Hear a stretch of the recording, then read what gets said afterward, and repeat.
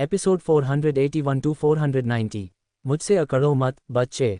शौचालय में बहुत देर तक बैठने से पैर सुन्न हो जाने की बात करना, अगर अर्जुन चौहान की बात सच होती तो वहां भूत होते। उसने अभी अभी आत्मविश्वास से मुझे दूरभाष पर बताया था कि अगर मैं चाहता था कि वह आए तो मुझे उसे व्यक्तिगत रूप से लेना होगा, और देखो और मानो 1 घंटे से भी कम समय में ये सब सच हो गया था। शिक्षाविद शर्मा, मेरे पास यहाँ बहुत सारी अनुसंधान सामग्रियाँ हैं, और अगर मैं गलती से तुम्हारे पास आते समय एक प्रति गिरा दूं और किसी दूसरे देश के किसी व्यक्ति ने उसे उठा लिया और ले गया तो ये हमारे राष्ट्र के लिए एक बड़ा नुकसान होगा। तुम्हारे पास अपनी अनुसंधान योजना की 1 से ज़्यादा प्रतियां हैं। इस कैंसर उपचार योजना की 1 से ज़्यादा प्रतियां होना, जो पहले से ही 100 से ज़्यादा पृष्ठों की थी, अकल्पनीय था, और उसने कभी भी एक ही रात में 100 से ज़्यादा परियोजनाओं के लिए सभी योजनाएं तैयार करने पर विचार नहीं किया था। भले ही उसमें सभी सिद्धांतों और प्रौद्योगिकियों का विश्लेषण करने की क्षमता थी, वह उन सभी को एक ही रात में लिख नहीं सकता था, है ना? मैंने तुमसे कहा था, मैं सभी 100 से ज़्यादा परियोजनाओं को ले रहा हूं। बेशक मैंने सब कुछ तैयार कर लिया। मैं तुम्हें बता दूं, ये बहुत ज़्यादा है, और अगर मैं अकेले आया तो यह वास्तव में संभव है कि मैं गलती से एक प्रति खो दूं, और फिर जिम्मेदारी। वहीं रुको, मैं व्यक्तिगत रूप से आ रहा हूं। इस बार शिक्षाविद शर्मा वास्तव में डर गया था। अगर अर्जुन चौहान के पास वास्तव में 100 से ज़्यादा अनुसंधान योजनाएं थीं, और अगर वे सभी उसी गुणवत्ता की थीं जैसी उसके पास थी, तो वह निस्संदेह अगले 5 से 10 सालों के लिए राष्ट्र की जीवन रेखा थी। वह वास्तव में अर्जुन चौहान को अकेले नहीं आने दे सकता था। तो क्या हुआ अगर उसे इन सामग्रियों की खातिर अपनी लाज त्यागनी पड़ी? तुम सब इंतजार करो, मैं उसे लेने जा रहा हूँ, शिक्षाविद शर्मा ने दोनों शिक्षाविदों से कहा। फिर यह सुनिश्चित करने के बाद कि उनकी अच्छी देखभाल की गई थी, वह तुरंत अपने लिए व्यवस्थित राष्ट्रीय सुरक्षा अधिकारियों के साथ निकल पड़ा। शिक्षाविद शर्मा के स्थान से अर्जुन चौहान के निवास तक गाड़ी चलाने में आमतौर पर आधा घंटा लगता था, लेकिन उसके लगातार आग्रह पर वे 20 मिनट में पहुंच गए। चूंकि अर्जुन चौहान ने सुरक्षाकर्मी को सूचित कर दिया था, शर्मा को कोई बाधा नहीं हुई और वह सीधे विला परिसर में चला गया। 1.8 मिलियन की औसत मूल्य वाली और 80 मिलियन की शुरुआती कीमत वाली विला, इनमें से किसी ने भी उस पल शिक्षाविद शर्मा का ध्यान आकर्षित नहीं किया। वह सीधे अर्जुन चौहान के घर की ओर भागा और दरवाज़ा पीटना शुरू कर दिया। अरे छोटे, दरवाज़ा खोलो! लावण्या राव ने दरवाज़ा खोला, और शिक्षाविद शर्मा को हड़बड़ाया हुआ देखकर वह थोड़ी हैरान थी। यह एक ऐसा व्यक्ति था जो कई देशों के राजनयिकों के साथ व्यवहार करते समय भी शांत और हाजिर-ए-जवाब रह सकता था, फिर भी अब वह परेशान लग रहा था। आखिर क्या हुआ था? शिक्षाविद शर्मा, आप क्यों आए हैं? वह शरारती अर्जुन चौहान कहाँ है? वह ऊपर खेल खेल रहा है। क्या मैं उसे आपके लिए बुलाऊं? खेल खेल रहा है? इतने महत्वपूर्ण मामले के होते हुए, और वह अभी भी खेल खेल रहा है? शिक्षाविद शर्मा अर्जुन चौहान की इन वैज्ञानिक उपलब्धियों के प्रति गंभीरता की कमी से चिढ़कर हंस पड़ा। इनमें से हर एक वैज्ञानिक उपलब्धि दुनिया को चौंकाने के लिए पर्याप्त थी, और हाथ में इतनी मूल्यवान चीज़ होने के बावजूद अर्जुन चौहान में वास्तव में खेल खेलने का साहस था। लेकिन ये भी मज़ेदार था, क्योंकि यह बस अर्जुन चौहान का व्यवहार करने का तरीका था। उसकी नज़रों में ये चीज़ें बिल्कुल भी महत्वपूर्ण नहीं थीं, जिसका अप्रत्यक्ष रूप से मतलब था कि अर्जुन चौहान के पास और भी ज़्यादा कीमती और उन्नत तकनीकी परियोजनाएं होनी चाहिए। कृपा करके बैठिए, मैं जल्दी से ऊपर जाकर अर्जुन चौहान को नीचे खींच लाती हूँ। जब अर्जुन चौहान ऊपर से नीचे आया तो वह अभी भी राजा की घाटी के खेल में डूबा हुआ था। उसका पीछा करो, उसे मारो, चौहरावाद, पचहरावाद, शाबाश, अगला खेल, इस बार मैं बीच में जा रहा हूँ। अपने खेलने से बस करो। शिक्षाविद शर्मा ने अर्जुन चौहान के हाथ से दूरभाष छीन लिया। एक अत्यंत ज़रूरी मामला है, जल्दी से मेरे साथ मेरे घर चलो। शिक्षाविद शर्मा, क्या आपने मुझसे यह नहीं कहा था कि मैं बस जयंतंगा वापस चला जाऊं, ताकि मेरे और तुम्हारे चेहरे की लाज बची रहे? मैं तुम्हारे स्थान पर क्यों जाऊं? मोटा कहने पर तुम सच में गुस्सा करना शुरू कर देते हो, है ना? शिक्षाविद शर्मा को अर्जुन चौहान की परेशान करने वाली बोलने की आदत होने लगी थी। सामग्रियां कहाँ हैं? ही, गुस्सा मत करो, वे यहाँ हैं। अर्जुन चौहान ने मेज पर रखे सफ़ेद कागज़ों के ढेर की ओर इशारा किया। वे क्या दस्तावेज़ हैं? बूढ़े शर्मा की आंखें लगभग बाहर निकल आईं। दस्तावेज़ों का ढेर, हालांकि कॉफ़ी मेज पर करीने से रखा था, कुछ के ऊपर तरबूज के बीज बिखरे हुए थे, और कुछ पर तरबूज के बीजों के छिलके थूके गए थे। ये बहुमूल्य अनुसंधान सामग्री थी, कोई कचरा कागज़ नहीं। ओह, वहाँ 2 और प्रतियां हैं। मुझे नहीं पता क्या हुआ, लेकिन उस मेज का एक पैर थोड़ा छोटा था, इसलिए मैंने उन्हें सहारा देने के लिए इस्तेमाल किया। जिस दिशा में अर्जुन चौहान ने इशारा किया, उसे देखकर बूढ़े शर्मा का रक्तचाप लगभग 2 गुना हो गया। ये काफ़ी बुरा था कि उसने उन बहुमूल्य अनुसंधान दस्तावेज़ों का इस्तेमाल तरबूज के बीजों के छिलके थूकने के लिए किया, लेकिन उसने उन्हें मेज के पैर को सहारा देने के लिए भी इस्तेमाल किया। अगर राष्ट्रीय विज्ञान अकादमी के बूढ़े लोग इसे देखते तो वे शायद 40 मीटर लंबी तलवार निकालते और अर्जुन चौहान को कुछ घाव देते। क्या तुम्हें इन दस्तावेजों को नुकसान पहुंचाने का डर नहीं है? बूढ़े शर्मा ने एक कड़वी मुस्कान के साथ पूछा। अगर वे खराब हो जाते हैं तो क्या मैं बस एक और सेट नहीं लिख सकता? अर्जुन चौहान ने लापरवाही से कहा। क्या होगा अगर वे खो जाते हैं? साफ शब्दों में कहूं, अगर ये चीजें गलती से खो गईं और गलत हाथों में पड़ गईं, तो क्या तुम जानते हो कि इसके परिणाम क्या होंगे? ये वही था जिसके बारे में बूढ़े शर्मा सबसे ज्यादा चिंतित थे। अगर वे किसी दूसरे देश के किसी व्यक्ति के हाथों में पड़ गए तो वे दस्तावेज अब भारत से संबंधित नहीं होंगे, और भले ही वे समान अनुसंधान निष्कर्षों के साथ आते, दूसरे आसानी से दावा कर सकते थे कि भारत ने उनकी साहित्यिक चोरी की है, तो कोई और उनका उपयोग कर लेता है। बस यही। अर्जुन चौहान ने हाथ फैलाकर कहा। ज्यादा से ज्यादा मैं बस थोड़ा और समय खर्च करूंगा और अनुसंधान को दूसरे स्तर पर ले जाऊंगा जो उनसे ज्यादा उत्कृष्ट होगा, और बस यही है ना? उस टिप्पणी पर बूढ़े शर्मा का मुंह ऐंठ गया। क्या तुम कह रहे हो कि तुम बस ऐसे ही उन अनुसंधान निष्कर्षों के साथ आए हो? हाँ, अर्जुन चौहान ने एक और परेशान करने वाली बात कही। मुझे डर है कि अगर मैं बहुत ज्यादा गहन लिखूंगा, अगर यह वर्तमान युग को 20 या 30 साल से पार कर जाता है, तो परियोजना के प्रभारी लोग इसे नहीं समझेंगे, है ना? फिर मुझे परियोजना नहीं मिलेगी, है ना? चलो, इन दस्तावेजों को पकड़ो और मेरे साथ चलो। आज तुम मेरे स्थान पर दोपहर का भोजन कर रहे हो। बूढ़े शर्मा ने अर्जुन चौहान को घबराहट में अपने घर की ओर खींचा। बूढ़े सुरेश, मैं उस व्यक्ति को ले आया हूँ। आंगन में प्रवेश करने से पहले ही बूढ़े शर्मा ने जोर से चिल्लाना शुरू कर दिया। शिक्षाविद सुरेश और शिक्षाविद गौरव जल्दी से बाहर आए। उनकी नज़रें अर्जुन चौहान पर सिर्फ संक्षेप में टिकी, फिर हट गईं। उन्होंने सोचा, इतना युवा व्यक्ति यह अनुसंधान कैसे कर सकता था? शायद किसी विद्वान का वंशज होगा, है ना? वह व्यक्ति कहाँ है? ये है वह। बूढ़े शर्मा ने अर्जुन चौहान की ओर इशारा किया। यह क्या तुम विश्वास नहीं करते? अर्जुन चौहान को उसकी उम्र के कारण कमा के जाने की आदत थी। हालांकि दस्तावेज उसके द्वारा नहीं लिखे गए थे, वह सभी सैद्धांतिक ज्ञान को एक नज़र में समझ सकता था, और वह इससे और भी बहुत कुछ निकाल सकता था। उसका ज्ञान पहले ही शिक्षाविदों से बहुत ज्यादा समृद्ध था। तो क्या मुझे चले जाना चाहिए? ये है वह। बूढ़े शर्मा ने सिर हिलाया। क्या तुम शिक्षाविद फांग की नियंत्रित परमाणु सम्मेलन परियोजना को जानते हो? उसने इसके लिए सैद्धांतिक समर्थन प्रदान किया। क्या? दोनों शिक्षाविद तुरंत चौंक गए। नियंत्रित परमाणु सम्मेलन परियोजना एक राष्ट्रीय गुप्त स्तर की परियोजना थी, और भले ही वे जानते थे कि यह चल रही थी, 10 से कम लोग इसका हिस्सा नहीं थे। इतनी बड़ी परियोजना को एक युवा व्यक्ति के सिद्धांतों द्वारा समर्थित किया गया था। एक विषय भौतिकी था, दूसरा चिकित्सा। क्या ये दायरा बहुत ज्यादा विस्तृत नहीं था? ही, अब मत जाओ। दोनों शिक्षाविदों के चेहरे पर अचानक बड़ी मुस्कान आ गई। अर्जुन, मुझे तुम्हें मिलवा दो। ये शिक्षाविद गौरव है, जो कैंसर अनुसंधान में विशेषज्ञ है, और यह शिक्षाविद सुरेश है, जो उच्च ऊर्जा भौतिकी में एक विशेषज्ञ है। वही सभी राष्ट्रीय परियोजनाओं का प्रबंधन कर रहा है। अर्जुन चौहान की आंखें चमक उठीं। उसने बूढ़े शर्मा के पीछे कुछ सुरक्षा कर्मियों के हाथों में रखे दस्तावेजों की ओर इशारा करते हुए कहा। शिक्षाविद सुरेश, मैंने सभी परियोजना प्रस्तावों को लिखना समाप्त कर दिया है, जिसमें सैद्धांतिक विश्लेषण और प्रायोगिक योजनाएं शामिल हैं। मुझे तुम्हारी सभी परियोजनाएं चाहिए। बस इतना ही। शिक्षाविद सुरेश की पुतलियां अचानक दोगुनी हो गईं। उन्होंने मूल रूप से सोचा था कि जो दस्तावेज उसके पीछे थे वे अर्जुन चौहान के कैंसर लक्ष्यीकरण उपचार के बारे में कुछ आंकड़े या पूरक सामग्रियां थे।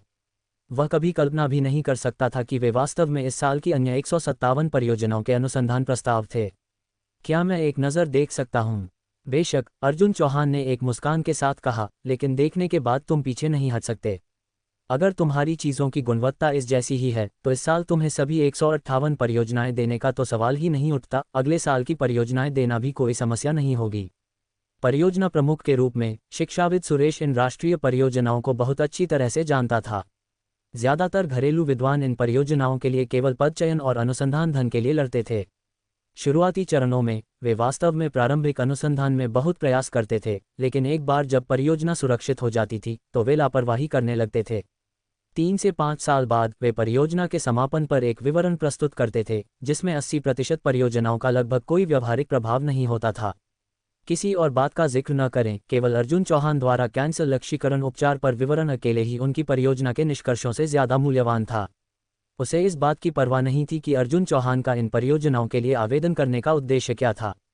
जब तक वह इन पर ठीक से अनुसंधान कर सकता था, इन मामलों का उससे कोई लेना देना नहीं था। उसे केवल परिणामों की परवाह थी। भौतिकी अनुसंधान के संबंध में शिक्षाविद सुरेश घरेलू स्तर पर शीर्ष 10 में से एक था। भौतिकी अनुसंधान पर ज्यादातर परियोजनाएं, भले ही वह गहराई से नहीं जा सकता था, वह फिर भी सामान्य विचार को समझ सकता था। उसने भौतिकी अनुसंधान पर कई विवरण निकाले और पहला ही उसे लगभग मौत के लिए उत्साहित कर गया। इस राष्ट्रीय परियोजना में आवश्यकता केवल सामग्री के सूक्ष्म कणों का अध्ययन करना और सूक्ष्म कण यांत्रिकी के संबंध में कुछ मौलिक भौतिक नियमों को निकालना था।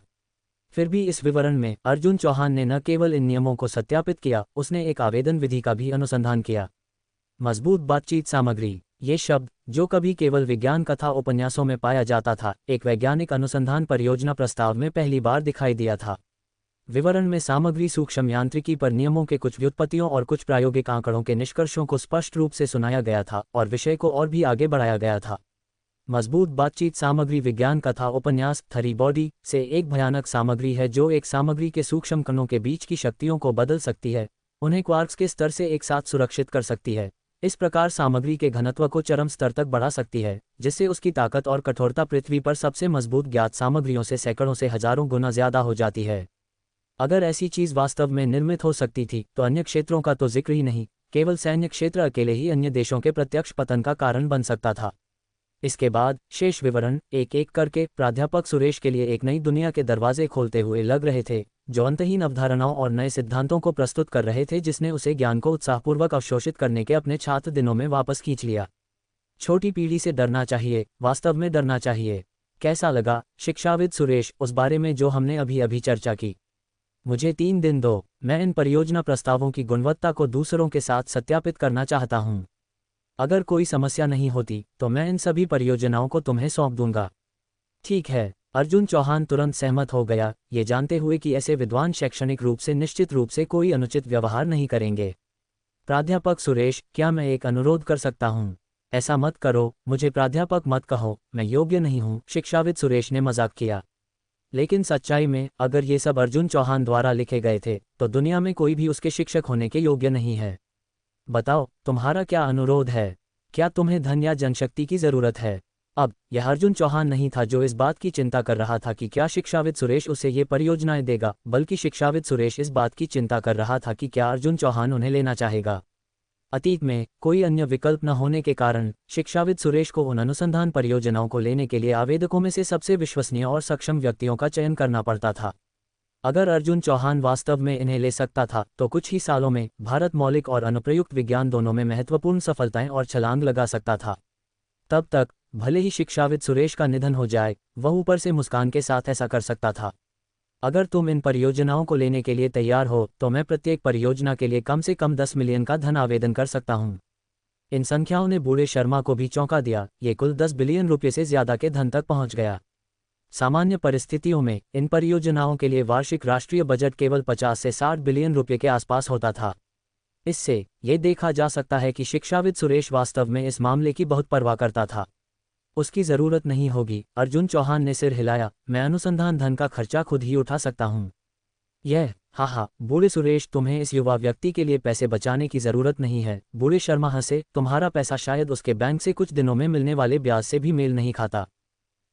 उसका नाम अर्जुन चौहान है, तुम अर्जुन चौहान हो। सुरेश अचानक हंस पड़ा, उसने अभी अभी दुनिया के सबसे अमीर व्यक्ति से खरबों की संपत्ति के साथ वास्तव में पूछा था कि क्या उसे अनुसंधान धन की जरूरत है। हालांकि ये 2 अलग अलग मामले थे, यह अभी भी एक बैल के आगे बीन बजाने जैसा लग रहा था। यहाँ तक कि सभी विज्ञान निर्माणों में राष्ट्रीय वार्षिक निवेश भी अर्जुन चौहान की संपत्ति के करीब नहीं आएगा। तो तुम्हारी क्या आवश्यकताएं हैं? मैं उम्मीद करता हूं कि इन परियोजनाओं का श्रेय हमारे विज्ञान और प्रौद्योगिकी के जयंतंग विश्वविद्यालय के नाम पर दिया जा सके। ठीक है, शिक्षाविद सुरेश ने मूल रूप से सोचा था कि यह एक बहुत बड़ा अनुरोध था, लेकिन ये केवल नामात्र के श्रेय का मामला निकला। हालांकि जब समय आएगा तो अन्य स्कूलों की कुछ राय हो सकती है। अगर तुम्हारे पास क्षमता है तो तुम भी ऐसा कर सकते हो, लेकिन सवाल यह है, क्या तुम कर सकते हो? जो वह रातों रात बनाता है, तुम शायद 1 साल में भी उसका एक हिस्सा अनुसंधान नहीं कर सकते, है ना? ये अनुसंधान उपलब्धियां उन शीर्ष विश्वविद्यालयों को चुप कराने के लिए पर्याप्त थीं। 3 दिनों में सुरेश इन सामग्रियों को लेकर भारत के लगभग सभी शीर्ष स्तरीय अनुसंधान संस्थानों का दौरा किया। जिसने भी इन सामग्रियों को देखा वह पूरे 1 साल तक के लिए सदमे में था, और उन्हें यह भी संदेह हुआ कि शिक्षाविद सुरेश ने किसी एलियन के डेटाबेस को अपहरण कर लिया होगा। इन आधिकारिक पुष्टियों को प्राप्त करने के बाद वह आखिरकार आत्मविश्वास के साथ इन परियोजनाओं को अर्जुन चौहान को सौंप सकता था। अर्जुन चौहान के अनुरोध के अनुसार चूंकि ये परियोजनाएं विज्ञान और प्रौद्योगिकी के जयंतंगा विश्वविद्यालय को दी जानी थीं, स्वाभाविक रूप से उन्हें स्कूल स्तर के माध्यम से सूचित करने की जरूरत थी। स्कूल के वैज्ञानिक अनुसंधान केंद्र के निदेशक के रूप में प्रोफेसर हान को राष्ट्रीय विज्ञान और प्रौद्योगिकी आयोग से एक दूरभाष प्राप्त हुआ। क्या ये विज्ञान और प्रौद्योगिकी के जयंतंगा विश्वविद्यालय से प्राध्यापक हान हैं? हाँ, यह मैं हूँ। आप कौन हैं? नमस्ते, मैं विज्ञान आयोग से सुरेश हूँ। शिक्षाविद सुरेश। उस नाम को सुनकर प्रोफेसर हान से दोपहर की गर्मी से प्रेरित ऊँघ तुरंत दूर हो गई। प्राध्यापक हान, मैं आज आपसे कुछ चर्चा करने के लिए यहाँ हूँ। कृपया बोलें। प्रोफेसर हान कुछ हैरान था। सुरेश विज्ञान आयोग के प्रमुख थे, जो सभी राष्ट्रीय परियोजनाओं के लिए जिम्मेदार थे, और उनसे व्यक्तिगत रूप से एक दूरभाष प्राप्त करना, चिप परियोजना को छोड़कर जो समाप्त हो गई थी, उसने हाल के वर्षों में कोई बड़ी राष्ट्रीय परियोजना नहीं ली थी। इस साल राष्ट्र में कुल 158 वैज्ञानिक अनुसंधान परियोजनाएं हैं, और समिति की चर्चा के बाद सभी आपके विश्वविद्यालय द्वारा किए जाने हैं। मुझे आश्चर्य है कि प्राध्यापक हान इस बारे में क्या सोचते हैं। क्या? प्रोफेसर हान लगभग अपना संतुलन खो बैठा। 158 वैज्ञानिक अनुसंधान परियोजनाओं का क्या मतलब था? विज्ञान और प्रौद्योगिकी के जयंतंगा विश्वविद्यालय में वे पिछले 3 सालों में केवल एक राष्ट्रीय स्तर की वैज्ञानिक अनुसंधान परियोजना सुरक्षित करने में कामयाब रहे थे।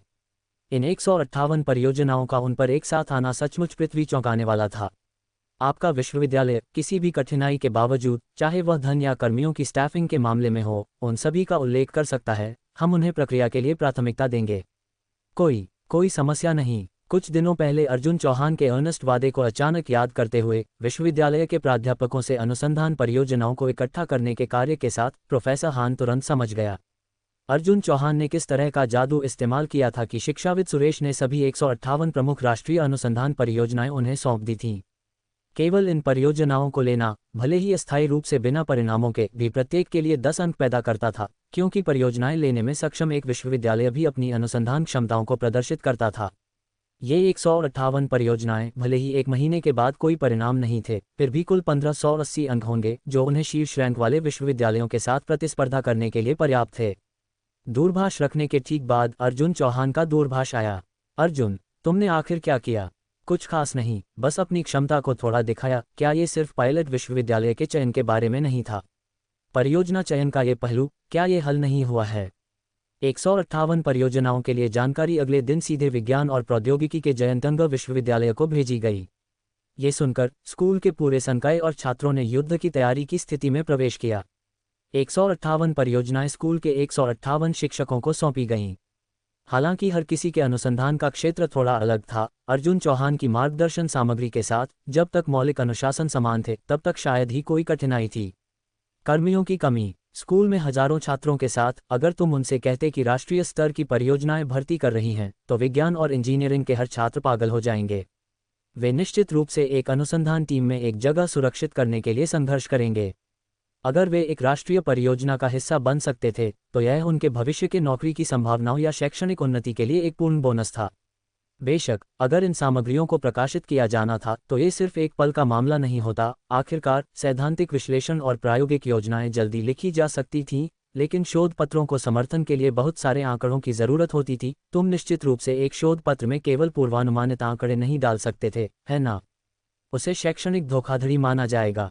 भले ही अभी तक एक भी शोध पत्र प्रकाशित नहीं हुआ था, उनका दूसरा मूल्यांकन का स्कोर पहले ही 1580 अंक तक पहुंच गया था। पिछले 320 अंकों के साथ मिलकर कुल 1900 अंक हो गए थे। इस स्कोर के साथ प्रतिस्पर्धा कर रहे दर्जनों विश्वविद्यालयों में से वे पहले ही शीर्ष 20 में रैंक कर सकते थे। लेकिन ऐसी कोई दीवार नहीं होती जो हवा को अंदर न आने दे। विज्ञान और प्रौद्योगिकी के जयंतंगा विश्वविद्यालय द्वारा इस साल की 158 वैज्ञानिक अनुसंधान परियोजनाओं को कोने में कर देने की खबर कुछ ही दिनों में फैल गई थी, जिससे देश के सभी विश्वविद्यालयों में एक तूफान आ गया। कौन इसे स्वीकार कर सकता था? ये सिर्फ विज्ञान और प्रौद्योगिकी का जयंतंगा विश्वविद्यालय नहीं था जो इन परियोजनाओं पर नजर रख रहा था। अन्य स्कूल भी इन 158 परियोजनाओं से अपने रैंक को बढ़ावा देने के लिए अंकों का उपयोग करना चाहते थे। आमतौर पर मूल्यांकन हर साल जून के अंत में होता है। इस राष्ट्रीय वैज्ञानिक अनुसंधान परियोजना प्रतियोगिता के लिए कई स्कूलों की अनुसंधान टीमों ने बहुत प्रयास किया था। कुछ ने तो प्रमुख अंतर्राष्ट्रीय पत्रिकाओं में अपने कुछ अनुसंधान निष्कर्ष भी प्रकाशित किए थे। ऐसा लगा जैसे एक बर्तन में पहले से ही पक रही बत्तख अचानक उड़ गई। ये दावा करना कि इसमें कोई धोखेबाजी शामिल नहीं थी, कौन विश्वास करेगा? सतह पर सभी विश्वविद्यालय काफ़ी शांत रहे और कई प्राचार्यों ने तो विज्ञान और प्रौद्योगिकी के जयंतंगा विश्वविद्यालय के प्राचार्य को उनके अनुभवों पर सलाह लेने के लिए दूरभाष भी किया। लेकिन पर्दे के पीछे इन शीर्ष विश्वविद्यालयों के बीच प्रतिस्पर्धा इतनी साफ नहीं थी और कई लेखों ने विज्ञान और प्रौद्योगिकी के जयंतंगा विश्वविद्यालय की जोरदार आलोचना करना शुरू कर दिया। लिखित शब्द की उत्तेजक शक्ति बहुत ज़्यादा होती है। ये संदेश जल्दी से विश्वविद्यालयों से राष्ट्रीय स्नातक और डॉक्टरेट छात्र समूहों में फैल गए। तुम देखो, उनमें से कई भी इन राष्ट्रीय स्तर की परियोजनाओं में शामिल होकर अपने करियर में ऊपर उठना चाहते थे। विज्ञान और प्रौद्योगिकी के जयंतंगा विश्वविद्यालय के कार्यों ने निस्संदेह उनके अवसरों को काट दिया। वे इसे कैसे सहन कर सकते थे? शैक्षणिक धोखाधड़ी या पर्दे के पीछे का पूंजीवाद। विज्ञान और प्रौद्योगिकी के जयंतंगा विश्वविद्यालय ने ठीक 158 राष्ट्रीय स्तर की परियोजनाओं को कैसे सुरक्षित किया। एक दसियों हजार शब्दों वाला एक लेख ऑनलाइन दिखाई दिया जिसने विज्ञान और प्रौद्योगिकी के जयंतंगा विश्वविद्यालय के बारे में मैसिव डाउट्स उठाए और बड़ी मात्रा में तीखी आलोचना शामिल थी जिसने वस्तुतः विश्वविद्यालय को बेकार बता दिया। जैसे ही लेख ने ट्रेंड लिस्ट्स को गरमाया, शैक्षणिक समुदायों के बीच एक शैक्षणिक विवाद फूट पड़ा। विज्ञान और प्रौद्योगिकी का जयंतंगा विश्वविद्यालय, एक तृतीय स्तरीय विश्वविद्यालय, ऐसा करने का साहस करता है। 158 परियोजनाएं, क्या उनके पास वैज्ञानिक क्षमता भी है? अब मैं आखिरकार समझ गया। जब तक किसी स्कूल के पास पैसा है तब तक राष्ट्रीय परियोजनाएं भी बिक्री के लिए हैं। हालांकि परियोजनाएं खरीदी गईं और स्कूल की वैज्ञानिक हार्डवेयर फैसिलिटीज दुनिया में शीर्ष में से हैं, क्या उनके लोग इसे काट सकते हैं? मुझे याद है, विज्ञान और प्रौद्योगिकी के जयंतंगा विश्वविद्यालय में एक भी शिक्षाविद नहीं है ना? तुम क्या कह रहे हो? हाँ, क्या वहाँ एक प्राध्यापक हान नहीं है जिसे इस साल एक शिक्षाविद के लिए नामित किया गया था? मुझे याद है कि विज्ञान और प्रौद्योगिकी के जयंतंगा विश्वविद्यालय ने एक पूरे सप्ताह के लिए इसका प्रचार किया था। उन्होंने लगभग पूरी दुनिया को इसकी घोषणा कर दी। एक शिक्षाविद? वाह, कितना प्रभावशाली! हमारे स्कूल में फिर से कितने शिक्षाविद हैं? 20-30। वे बहुत कमाल के हैं। सिर्फ एक शिक्षाविद के साथ इतनी सारी परियोजनाएं लेने का साहस कर रहे हैं। इसके पीछे कुछ गंदा पीवाई ट्रेडिंग जरूर होना चाहिए, है ना? TS, ये सच है। आखिरकार वर्तमान दुनिया का सबसे अमीर व्यक्ति उनके विज्ञान और प्रौद्योगिकी के जयंतंगा विश्वविद्यालय से है। वे अब वास्तव में मालदार हैं। ऑनलाइन विज्ञान और प्रौद्योगिकी के जयंतंगा विश्वविद्यालय का उपहास अनएंडिंग था, लेकिन बेशक उनके पास उन लोगों का स्वर नहीं था जो अंगूर नहीं खा सकते और कहते हैं कि वे खट्टे हैं। इसके बजाय उन्होंने सीधे संकाय पर हमला करना शुरू कर दिया। संकाय के संबंध में विज्ञान और प्रौद्योगिकी के जयंतंगा विश्वविद्यालय के लोग वास्तव में बहस करने के लिए कोई बिंदु नहीं ढूंढ सकते थे। सच्चाई यह है, उनकी शैक्षणिक विरासत की कमी है और वे वास्तव में इसके बारे में ज़्यादा कुछ नहीं कर सकते हैं। अब देश के भीतर ऐसी गंभीर प्रतिस्पर्धा के साथ सभी वास्तव में सक्षम और उत्कृष्ट लोग स्वाभाविक रूप से उन प्रतिष्ठित विश्वविद्यालयों जैसे 985 और 211 में जाते हैं और उन संस्थानों द्वारा दी जाने वाली कॉम्पेंसेशन भी ज़्यादा होती है। कोई खंडन नहीं सुने जाने पर ऑनलाइन शाप और भी ज़्यादा इंटेंस हो गए। एट विज्ञान और प्रौद्योगिकी का जयंतंगा विश्वविद्यालय, क्या तुम स्पीचलेस हो गए हो? अगर तुम में थोड़ी भी आत्म जागरूकता होती तो तुम जल्दी से परियोजना को वापस कर देते और इन अवैध टैक्टिक्स में संलग्न होना बंद कर देते। बस 2 या 3 साल इंतजार करो जब तुम कोई अनुसंधान परिणाम प्रस्तुत नहीं कर सकते और देखो तुम चीज़ों को कैसे लपेटते हो। इस तरह का स्कूल, क्या वे कोई भी सभ्य अनुसंधान परिणाम भी पैदा कर सकते हैं? मुझे उनकी पिछली राष्ट्रीय स्तर की परियोजना याद है और सबसे अच्छी शैक्षणिक उपलब्धि सिर्फ एक टियर 1 साई पत्रिका में एक शोध पत्र प्रकाशित करना था। थोड़े बेहतर स्कूल किसी भी राष्ट्रीय परियोजना को फलता फूलता बना सकते हैं, टियर 1 साई लेखों का उल्लेख नहीं करना। कभी कभी वे उन शीर्ष स्तरीय शैक्षणिक पत्रिकाओं में भी दिखाई देते हैं। वे वास्तव में बहुत ज़्यादा हैं। स्कूल के अनुसंधान केंद्र के निदेशक के रूप में प्रोफेसर हान ने इन टिप्पणियों को पढ़ते हुए मेज को पलटने की इच्छा महसूस की। अगर वे इतने सक्षम हैं तो मैं उन्हें सभी परियोजनाएं लेते हुए क्यों नहीं देखता? श्री हान, अब उन्हें संदेह है कि हमें अवैध लेन देन के माध्यम से परियोजनाएं मिली हैं। अर्जुन चौहान ने दस्तावेजों को पलटते हुए कहा, वास्तव में उन्हें चुप कराना काफ़ी सरल है। कैसे? बात यह है, उन्हें अनुचित महसूस होता है क्योंकि हमारे स्कूल की अनुसंधान क्षमताएं खराब हैं। अगर यह किंगबेई विश्वविद्यालय या दिल्ली विश्वविद्यालय होता, इन शीर्ष स्तरीय विश्वविद्यालयों को इतनी सारी अनुसंधान परियोजनाएं लेते हुए देखकर वे केवल असंतोष महसूस करते। लेकिन यह एक इंडिस्प्यूटेबल तथ्य है, हमारे प्राध्यापक ज़्यादा से ज़्यादा यांगत्सी विद्वान या 100 टैलेंट्स प्रोग्राम, 1000 टैलेंट्स प्लान का हिस्सा हैं। हुक्सिया विज्ञान अकादमी जैसे संस्थानों में, शायद पार्क में या सड़क पर ताइची खेलते हुए एक बूढ़ा आदमी भी एक शिक्षाविद है। हम कैसे तुलना कर सकते हैं? अनुसंधान क्षमताएं सिर्फ लेखों के बारे में हैं। चूंकि वे संतुष्ट नहीं हैं तो हम इसे निपटाने के लिए और ज़्यादा शोध पत्र क्यों नहीं प्रकाशित करते? अर्जुन, यह कोई मजाक नहीं है, प्रोफेसर हान ने कहा। शायद तुमने एक शोध पत्र प्रकाशित करने की प्रक्रिया का अनुभव नहीं किया है। जमा करने से लेकर प्रारंभिक समीक्षा तक इसमें कई महीने लग सकते हैं और इसे प्रकाशित होने में 1 साल तक का समय लग सकता है। मुझे याद है कि मेरे वरिष्ठ ने कहा था कि उन शीर्ष स्तरीय पत्रिकाओं में सिर्फ 1 या 2 सप्ताह के भीतर जवाब देते हैं, है ना? उन पत्रिकाओं में उच्च जमा करने की थ्रेशहोल्ड्स होती हैं। अगर शोध पत्र की गुणवत्ता अच्छी नहीं होती तो वे इसे सीधे रिजेक्ट कर देंगे। 95% से ज़्यादा रिजेक्शन रेट के साथ क्विक रिजल्ट्स विशिष्ट हैं। लेकिन अगर यह समीक्षा पास कर लेता है तो विशेषज्ञ मूल्यांकनों जैसी चीज़ों में भी कई महीने लगते हैं।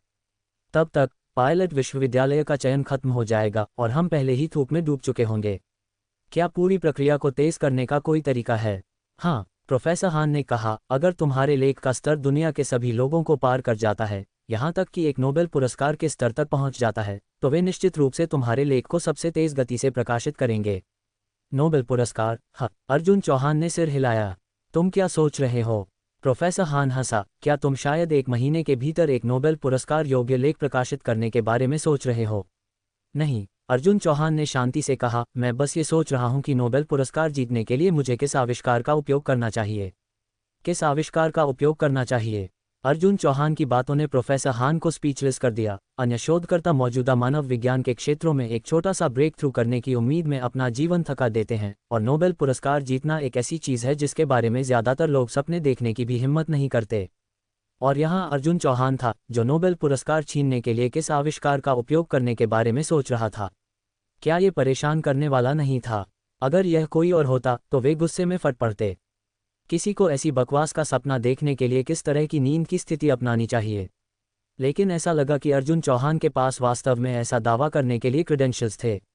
वे प्रौद्योगिकियां जो उसने भारत को सौंपी थीं, जैसे नियंत्रित परमाणु समलन, गुरुत्वाकर्षण विरोधी उपकरण, वक्रता ड्राइव इंजन और इस तरह की चीज़ें, उनमें से कोई भी वास्तव में नोबेल पुरस्कार के लिए योग्य हो सकती थी। धिक्कार है, उसने मुझे फिर से नीचा दिखा दिया। ये बहुत ट्रबलिंग है। मुझे क्या लिखना चाहिए?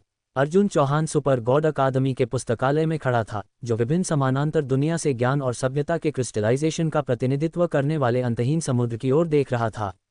उन किताबों में से कोई भी एक वाक्य हो सकता था जो मानव ज्ञान की वर्तमान समझ को तोड़ सकता था। ये बहुत मंडेन नहीं हो सकता, वरना यह उन्हें चौंका नहीं पाएगा। अर्जुन चौहान परेशान था, और न ही यह बहुत उन्नत हो सकता है। अगर मैं एक समय मशीन बनाता तो मैं शायद लोगों के एक पूरे समूह को मौत के लिए डरा देता। मैं 1 महीने के समय में वर्तमान प्रौद्योगिकी के साथ पृथ्वी पर एक नहीं बना सकता। शांत हो जाओ, चलो मौलिक भौतिकी से चिपके रहते हैं। कुछ देर सोचने के बाद अर्जुन चौहान ने अभी भी एक मौलिक भौतिकी की समस्या से निपटने का फैसला किया। सबसे पहले, इस तरह की समस्याओं में आमतौर पर बहुत परिपक्व अनुसंधान शामिल होता है और वे मानव समझ से बहुत ज़्यादा दूर नहीं होती हैं। दूसरे, ठीक इसी कारण से कि उन पर अच्छी तरह से अनुसंधान किया गया है, फिर भी वे अप्रमाणित रहती हैं। अगर उनकी पुष्टि हो जाती है तो वे एक विस्फोटक प्रभाव पैदा करेंगी, ठीक उसी तरह जब अर्जुन चौहान ने अपने स्नातक परीक्षाओं के दौरान एक गणितीय समस्या को हल किया था जिसने 200 सालों तक गणितज्ञों को परेशान किया था। ब्रह्मांडीय डार्क मैटर का एक विस्तृत स्पष्टीकरण अर्जुन चौहान ने हल्के से बुकशेल्फ पर टैप किया, और किताब के बारे में विस्तृत जानकारी उसकी होलोग्राफिक स्क्रीन पर दिखाई दी, जो 2 मिलियन से ज़्यादा वर्णों की थी, जो एक उच्च गुणवत्ता वाले वेब उपन्यास के शब्द गणना के बराबर थी। डार्क मैटर को पहली बार परिकल्पित किए जाने के बाद से 100 साल बीत चुके थे, और अनगिनत इंसानों ने विभिन्न प्रयोगों के माध्यम से इसके अस्तित्व को साबित करने की कोशिश की थी, लेकिन अब तक कोई भी सफल नहीं हुआ था। वर्तमान सिद्धांतों के आधार पर मानवता ने कई परिकल्पनाएं प्रस्तुत की हैं, कमजोर रूप से बातचीत करने वाले विशाल कण विम्प्स, एक्सियॉन और सभी प्रकार के एक्सोटिक टर्म्स। कई प्रयोगों ने दिखाया है कि विम्प्स और डार्क मैटर का एक रूप है जो कोल्ड डार्क मैटर के विपरीत है, जिसकी इंसानों ने अटकलें लगाई थीं, और एक्सियॉन का अस्तित्व आज तक अप्रमाणित रहता है, जिसमें इंसानों ने केवल उनके लिए कुछ खासियतें प्रस्तावित की हैं। हालांकि एक और समानांतर दुनिया में जो पृथ्वी के लगभग 99% समान थी, इंसानों ने लगभग 12 साल पहले डार्क मैटर के अस्तित्व को साबित किया। वास्तव में डार्क मैटर एक और प्रकार के विशाल प्राथमिक कण से बना है, और आधुनिक प्रौद्योगिकी के साथ इसके अस्तित्व को साबित किया जा सकता था, बशर्ते कि परीक्षण के तरीके उचित हों। आविष्कारों की तुलना में जिनमें सालों या दशकों लगते हैं, इस प्रकार की प्रमाण आधारित उपलब्धि को इंसानों द्वारा अस्तित्व में होने के रूप में सत्यापित करने के लिए सबसे तेज होती है। बेशक इसमें एक महत्वपूर्ण मात्रा में प्रयोग भी शामिल होता है। अर्जुन चौहान ने साहित्य को पचाने में कई घंटे बिताए, और फिर वह प्रोफेसर हान के पास सहायता का अनुरोध करने गया। तुम डार्क मैटर के अस्तित्व को साबित करना चाहते हो? प्रोफेसर हान ये सुनकर लगभग अपनी कुर्सी से गिर गया। हालांकि उसका मुख्य ध्यान पॉलीमर मटेरियल्स पर था, वह मौलिक भौतिक अनुसंधान के बारे में काफ़ी स्पष्ट था क्योंकि उसके कई पूर्व सहपाठी विशेष रूप से राष्ट्रीय उच्च ऊर्जा भौतिकी प्रयोगशाला में विषय पर अनुसंधान कर रहे थे। प्राध्यापक हान, मेरे लिए अकेले ये करना थोड़ा मुश्किल है, इसलिए मैं ये पूछना चाहता था कि क्या मैं तुम्हारे कुछ छात्रों को उनके वर्तमान अनुसंधान को निलंबित करने और मुझे आंकड़ों की निगरानी और विश्लेषण में मदद करने के लिए उधार ले सकता हूँ? तुम कितने आत्मविश्वास से भरे हो? प्रोफेसर हान ने पूछा। 100%, अर्जुन चौहान ने एम्फैटिकली घोषित किया, लेकिन मुझे कम से कम 20 लोगों की ज़रूरत होगी जो विभिन्न इंस्ट्रूमेंट्स का उपयोग करने में कुशल हो, साथ ही कुछ ऐसे लोग जिनमें मजबूत गणितीय कौशल हो। मैं तुम्हें उन्हें खोजने में मदद करूंगा। प्रोफेसर हान ने बिना किसी हिचकिचाहट के सहमति दी। अगर अर्जुन चौहान की बात सच होती तो यह निश्चित रूप से पूरे वैश्विक भौतिकी समुदाय को हिला देता। एक नोबेल पुरस्कार निश्चित रूप से पहुंच के भीतर था। अगर वह भौतिकी नोबेल पुरस्कार विज्ञान और प्रौद्योगिकी के जयंतंगा विश्वविद्यालय से जुड़ा होता तो बाद में कौन कहने की हिम्मत करता कि उनका संकाय मजबूत नहीं था या उनकी वैज्ञानिक अनुसंधान क्षमताएं कमजोर थीं। अर्जुन, क्या मैं तुमसे कुछ पूछ सकता हूँ? क्या है? क्या तुम मुझे इस परियोजना में जोड़ सकते हो? मैं, प्रोफेसर हान, 40 सालों से ज़्यादा समय से वैज्ञानिक अनुसंधान में लगा हुआ हूँ और विभिन्न इंस्ट्रूमेंट्स का कुशलतापूर्वक उपयोग कर सकता हूँ। मैंने अपने स्नातक अध्ययनों के दौरान गणित में एक डबल डिग्री भी प्राप्त की थी। मैं निश्चित रूप से वह व्यक्ति हूँ जिसे तुम ढूंढ रहे हो। प्रोफेसर हान की आंखें लगभग प्रकाश उत्सर्जित करती हुई लग रही थीं। ठीक है, ठीक है, ठीक है। अर्जुन चौहान उस नज़र के प्रभाव का विरोध नहीं कर सका, तो हम समय आने पर तुम्हारा नाम करस्पॉन्डिंग ऑथर के रूप में रख देंगे। सच में? प्रोफेसर हान लगभग अर्जुन चौहान को उठाकर उसे 2 चुंबन देने का विरोध नहीं कर सका। तो मैं अभी जाता हूँ। जब उन्होंने एक अनुसंधान परियोजना के बारे में सुना जो नोबेल पुरस्कार के लिए चुनौती दे सकती थी, तो पूरा अनुसंधान समूह पागल हो गया। सबसे बड़े शिक्षु भाई ने तुरंत घर से एक सूटकेस पैक किया, एक तंबू लाया और इस समय के लिए प्रयोगशाला में ही सोने की योजना बनाई। सबसे छोटी शिक्षु बहन ने तुरंत अपने बॉयफ्रेंड से रिश्ता तोड़ दिया, ये कहते हुए कि पुरुष केवल नोबेल पुरस्कार जीतने की उसकी गति को धीमा करेंगे। दूसरे शिक्षु भाई, जिसका कुछ दिन पहले ही सर्जरी हुई थी, ने अपना इव ड्रिप हटाया और अपने अस्पताल के बिस्तर से चढ़कर बाहर आया। वैज्ञानिक अनुसंधान के सामने व्यक्तिगत स्वास्थ्य कुछ भी नहीं था। अर्जुन चौहान के संगठन के तहत विज्ञान और प्रौद्योगिकी के जयंतंगा विश्वविद्यालय की प्रयोगशालाओं में पृथ्वी चौंकाने वाला अनुसंधान शुरू हुआ। 9 दिन बाद अनुसंधान समूह में हर कोई जंगली लोगों में बदल गया था। महिला अप्रेंटिसेस के बाल बिखरे हुए थे, इतने ग्रीसी कि उनका उपयोग खाना पकाने के लिए किया जा सकता था, जबकि पुरुष अप्रेंटिसेस सभी अपनी आंखों के नीचे गहरे काले घेरे स्पॉटेड कर रहे थे और उनके मुंह से बुरी सांस की डिस्गस्टिंग बदबू आ रही थी। हालांकि प्रयोगशाला में कंप्यूटर्स पर वे सैकड़ों डेटा फाइलें उनके लगभग स्लीपलेस हफ्तों के काम का परिणाम थीं।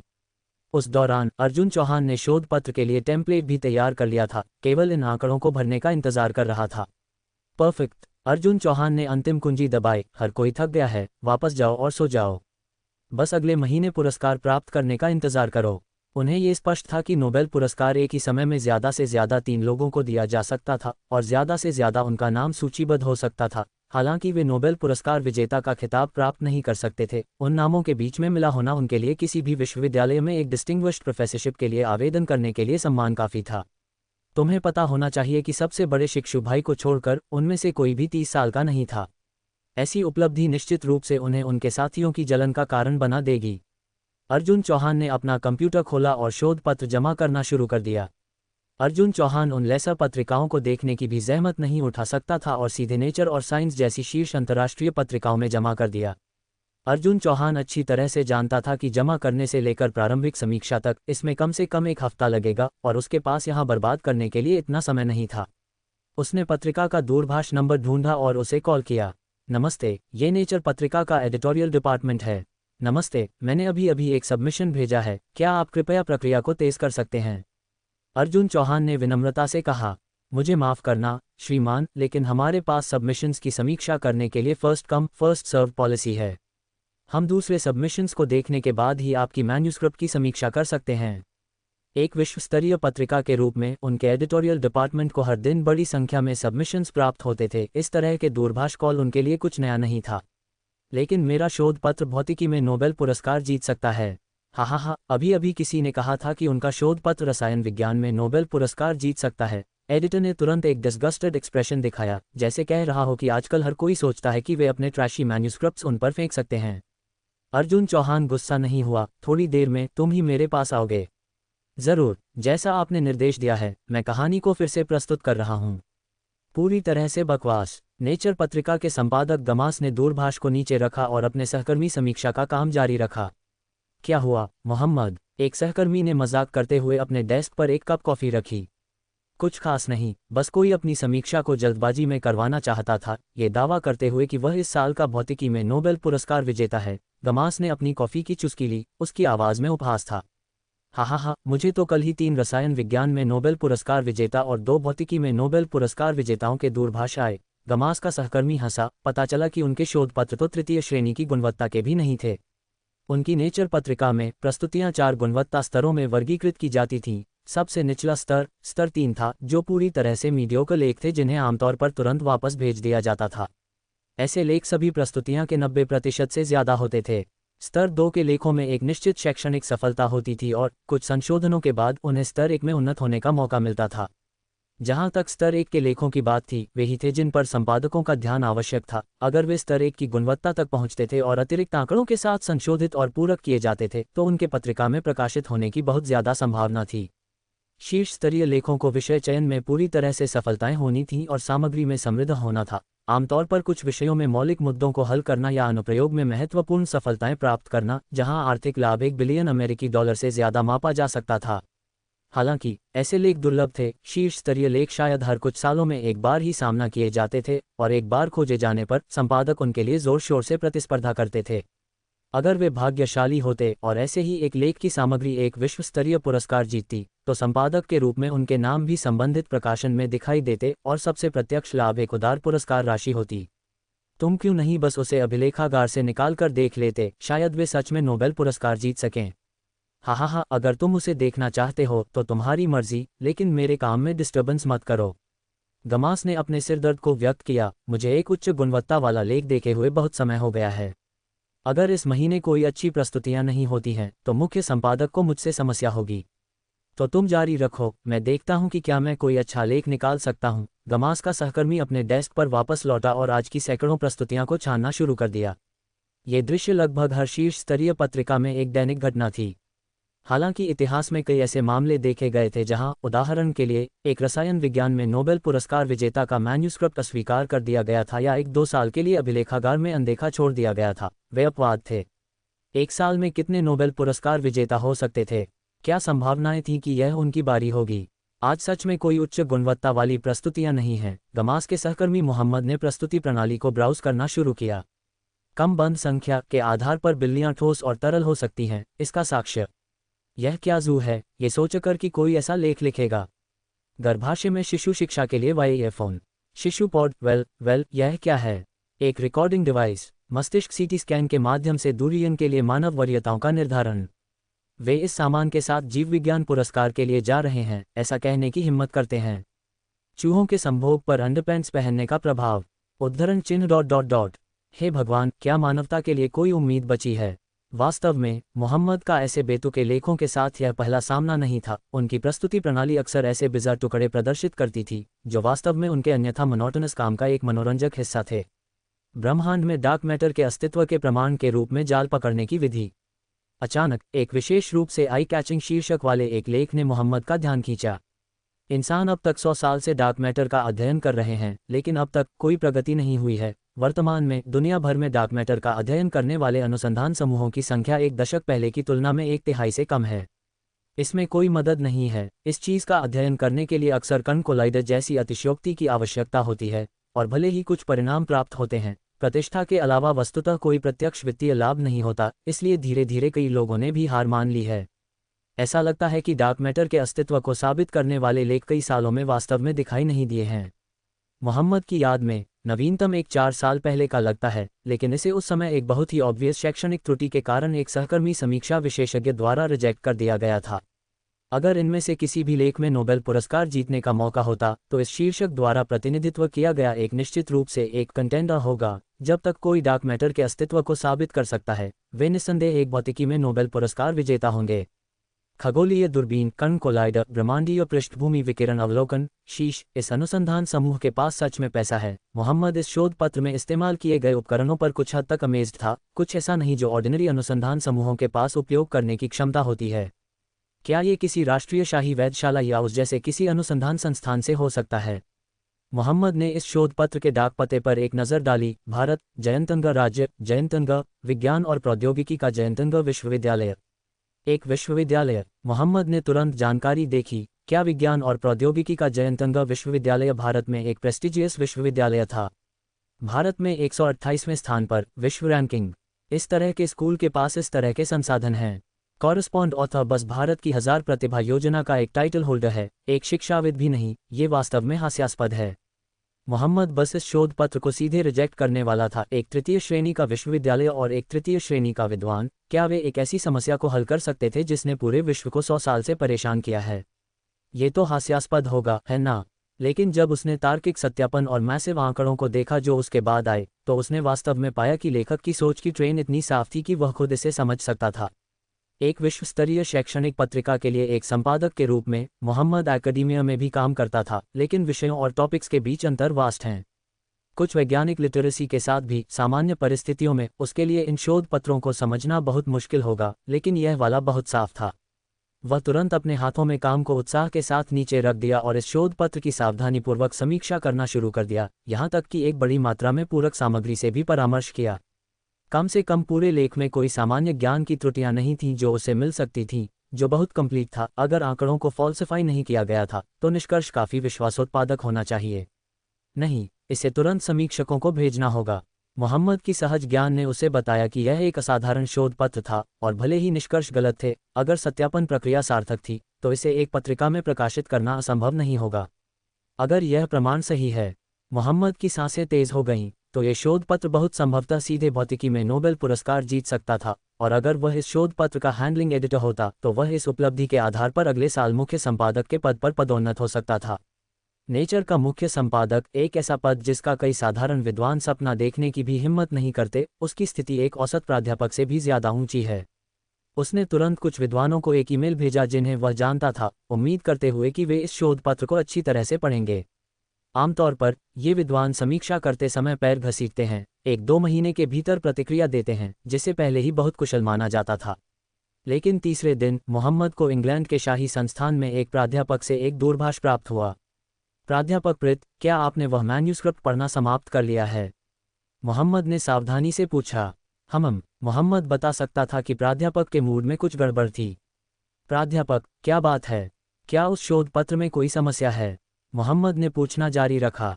अगर शोध पत्र की गुणवत्ता बहुत खराब थी, तो ये कई प्राध्यापकों के लिए समय की बर्बादी होगी, और वे आमतौर पर बहुत गुस्सा होते थे।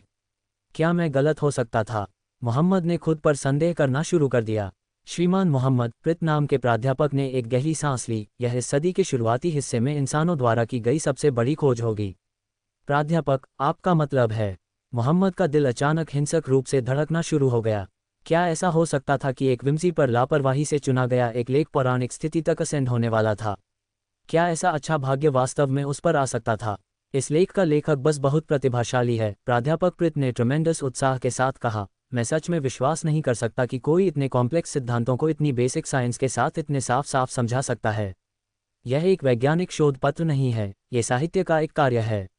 अंदर का डेटा। हालांकि मैंने अभी तक सभी आंकड़ों को सत्यापित नहीं किया है, मैंने अपने कनेक्शंस का उपयोग करके राष्ट्रीय वेधशाला को मेरी ब्रह्मांडीय पृष्ठभूमि विकिरण आंकड़ों को मापने में मदद करने के लिए कहा, और यह इस लेख में ऑब्जर्वेशन से 1 मिलियन में एक हिस्से से भी कम ऑफ है। मैंने डार्क मैटर को कैप्चर करने के लिए उपयोग किए जाने वाले ऑप्टिकल ट्रैप को भी रिप्रोड्यूस किया है, और डार्क मैटर वास्तव में एक प्रकार का लो थ्रूपुट कण है जिसे हमने पहले कभी खोजा नहीं है। क्या आप कह रहे हैं कि यह लेख वास्तव में डार्क मैटर के अस्तित्व को साबित करता है? 90% शो ये सच है, शेष आंकड़ों को मुझे अभी भी सत्यापित करने की आवश्यकता है। प्रित ने कहा, ये किसका लेख है? क्या ये यूरोपीय भौतिक समाज से प्राध्यापक जिन्स का है? जहां तक मुझे पता है, केवल उनकी प्रयोगशाला के पास इस क्षेत्र में सबसे गहरी विशेषज्ञता है। अगर किसी के पास ऐसे ब्रेक थ्रू परिणाम हो सकते थे, तो मुझे लगता है कि वह केवल वह हो सकता था। नहीं, मोहम्मद ने कहा, यह भारत में एक तृतीय श्रेणी के विश्वविद्यालय द्वारा जमा किया गया था। क्या विश्वास करना मुश्किल है ना? मोहम्मद ने जारी रखा, मैंने उस दिन इस विश्वविद्यालय पर जांच की, और यह वास्तव में काफ़ी ऑर्डिनरी है, लेकिन पिछले साल एक बड़ा बदलाव हुआ था। उन्होंने एक वर्ल्ड लीडिंग ऑटोमेटेड लैबोरेटरी बनाया, और उनके उपकरण यूरोपीय शाही भौतिक समाज के उपकरणों के भी कॉम्परेबल हैं। भारत ने एक तृतीय श्रेणी के विश्वविद्यालय को ऐसी लैब बनाने के लिए फंडेड किया। नहीं, जहां तक मुझे पता है भारत से दुनिया का सबसे अमीर व्यक्ति, जिसका नाम अर्जुन चौहान है, इस स्कूल से एफिलिएटेड है। ऐसा लगता है कि उसने एक मैसिव दान दिया था जिसने अद्वैत को ऐसी लैबोरेटरी बनाने की अनुमति दी। और विश्वास करो या नहीं, मोहम्मद ने जोड़ा, वह अर्जुन चौहान शोध पत्र के लेखकों में से एक है, और इससे भी ज्यादा, वह पहला लेखक है। मेरे भगवान, वह किस तरह का शैतान है। ... मोहम्मद ने लेख को 5 समीक्षकों को भेजा और अगले 2 दिनों में इन समीक्षकों ने उसे एक के बाद एक दूरभाष किया। आमतौर पर ये संपादक और समीक्षक ईमेल के माध्यम से कम्युनिकेट करते थे, इसलिए उनके व्यक्तिगत दूरभाष ने बस ये संकेत दिया कि उन्होंने इस मामले को कितनी गंभीरता से लिया। पहले ये प्राध्यापक भी सिर्फ उत्सुकता से इसे स्किम कर गए थे, लेकिन जैसे जैसे उन्होंने पढ़ा, उन्हें पता चला कि उन्होंने एक नई दुनिया के दरवाजे खोल दिए थे। ये भारतीय व्यक्ति वास्तव में अमेजिंग था। उसने वास्तव में एक ऐसी समस्या को हल कर दिया था जिसने 100 सालों तक भौतिकी की दुनिया को प्लेग किया था। कण कोलाइडर से आंकड़ों के एक सेट को छोड़कर बाकी सभी आंकड़ों को लैबोरेटरी में रिप्रोड्यूस किया गया था, जिसका मतलब था कि ये आंकड़े रियल और वैलिड थे, न कि फैब्रिकेशंस या फ्लूक्स। इसने लगभग निश्चित रूप से साबित कर दिया कि यह लेख वास्तव में ब्रह्मांड में डार्क मैटर के अस्तित्व को साबित करता है। मोहम्मद, मेरा मानना है कि इस लेखक ने एक से ज्यादा पत्रिका में जमा किया है, और तुम्हें किसी भी तरह से ये सुनिश्चित करना होगा कि भारतीय व्यक्ति नेचर को प्रकाशन अधिकार देना चुनता है, और हम साइंस को इसे छीनने नहीं दे सकते। इस खबर को प्राप्त करने पर मुख्य संपादक ने मोहम्मद को एक अल्टीमेटम दिया। मैं अगले साल रिटायर्ड हो रहा हूं, मुख्य संपादक ने कहा। अगर तुम इस लेख को सुरक्षित करते हो तो मैं तुम्हें अगले मुख्य संपादक के रूप में रेकमेंड कर सकता हूं। नहीं, भले ही मैं इसका प्रस्ताव न रखूं, ऐसी उपलब्धि के साथ तुम निश्चित रूप से मुख्य संपादक के लिए शीर्ष कैंडिडेट हो। तुम जानते हो, ये लेख बहुत संभवतः नोबेल पुरस्कार जीतेगा। इस खबर को सुनकर अगर टाइम डिफरेंस नहीं होता तो वह तुरंत विज्ञान और प्रौद्योगिकी के जयंतंगा विश्वविद्यालय को दूरभाष करने की कामना करता। मोहम्मद, तुम्हारे लिए अच्छा है, किसने सोचा होगा कि तुम्हें ऐसा भाग्य मिलेगा। गमास ने मोहम्मद को ईर्ष्या से देखा। जब संपादक समीक्षा शेड्यूल करने के लिए ईमेल भेजते थे तो उन्हें लेख के हैंडलिंग एडिटर के रूप में मान लिया जाता था। हालांकि यह एक आधिकारिक प्रोसीजर नहीं था, लेकिन प्रकाशन उद्योग में एक मौन नियम था। मोहम्मद से लेख लेने का किसी के लिए कोई मौका नहीं था, इसलिए दूसरे केवल उससे ईर्ष्या और रिजेंट कर सकते थे। हा, गमास, क्या पिछली बार किसी ने तुम्हें एक लेख की समीक्षा करने के लिए दूरभाष नहीं किया था? शायद वह सच में एक दिन नोबेल पुरस्कार विजेता होगा। मोहम्मद ने मजाक किया। जैसे मुझे ऐसा भाग्य मिलेगा, गमास ने कहा। हालांकि उसने उस दूरभाष को देखने के लिए अपने डेस्क दूरभाष को खंगालना शुरू कर दिया। संपादकीय कार्यालय के संसाधनों का उपयोग करके उसने सीधे दूरभाष के स्रोत का पता लगाया, जो भारत में जयंतंग नामक एक जगह से निकला। गमास को कॉल करने वाले का नाम नहीं पता था, न ही उसके शोध पत्र का शीर्षक। वह केवल उनके डेटाबेस में फजी सर्च के लिए पता दर्ज कर सकता था। परिणामों से पता चला कि आज सुबह कॉल से पहले इस शहर से केवल 2 प्रस्तुतियां थीं। एक जयंतंग औद्योगिक विश्वविद्यालय से थी और दूसरी विज्ञान और प्रौद्योगिकी का जयंतंग विश्वविद्यालय से थी। गमास का एक्सप्रेशन वहीं पर हॉरिफाइड हो गया। क्या ऐसा हो सकता था कि जिस व्यक्ति ने उस सुबह उसे दूरभाष किया था, वह वही था जिसने डार्क मैटर के अस्तित्व को साबित किया था? गमास, तुम्हें क्या हुआ है? मोहम्मद ने अपनी इडियोटिक एक्सप्रेशन के साथ गमास को देखा। मुझे यह मत बताओ कि मैंने सच में सही अनुमान लगाया। गमास ने जल्दबाजी में उस कॉन्टैक्ट इन्फॉर्मेशन का उपयोग करके एक कॉल बैक किया। जिस व्यक्ति ने दूरभाष का जवाब दिया वह पिछली बार जैसा ही युवा था। श्रीमान, क्या आप डार्क मैटर के अस्तित्व के प्रमाण के रूप में जाल पकड़ने की विधि लेख के लेखक हैं? हाँ, यह मैं हूँ। अर्जुन चौहान पहले से ही दूरभाष के दूसरी तरफ इस एडिटर के कज़न को शून्य के माध्यम से देख रहा था। क्या बात है? कुछ खास नहीं, मैं बस आपको ये बताना चाहता था कि आपके लेख ने हमारी प्रारंभिक समीक्षा पास कर ली है। इस पल में गमास लगभग आंसू में था। यह उसके अपने मिसप्लेस्ड कॉन्फिडेंस के कारण था कि वह एक ऐसे लेख से चूक गया था जो नोबेल पुरस्कार जीत सकता था। ओह, अगर यह पास हो गया है तो यह पास हो गया है। वैसे भी मैं तुम लोगों के साथ साइनिंग जारी रखने की योजना नहीं बना रहा था। एक पल में गमास ने महसूस किया कि उसका दिल राख में बदल गया। गमास, मोहम्मद ने गमास के चेहरे के सामने अपना हाथ हिलाया। मोहम्मद, मैंने गड़बड़ कर दी है। गमास के हाथ कांप रहे थे। जिस व्यक्ति ने उस दिन मुझे दूरभाष किया था वह इस लेख का लेखक था। तुम क्या कह रहे हो? मोहम्मद को भी अपनी आंखों के सामने अंधेरा महसूस हुआ। वह जानता था कि गमास ने इस लेखक से क्या कहा था। उसने उसका मजाक उड़ाया था, ये कहते हुए कि उसे हर दिन 100 नोबेल पुरस्कार विजेताओं के दूरभाष मिलते हैं। लेकिन कौन कल्पना कर सकता था कि उस दूरभाष कॉल पर वह व्यक्ति वास्तव में एक बड़ा व्यक्ति था और उन्होंने उसे नाराज करने में कामयाबी हासिल कर ली थी।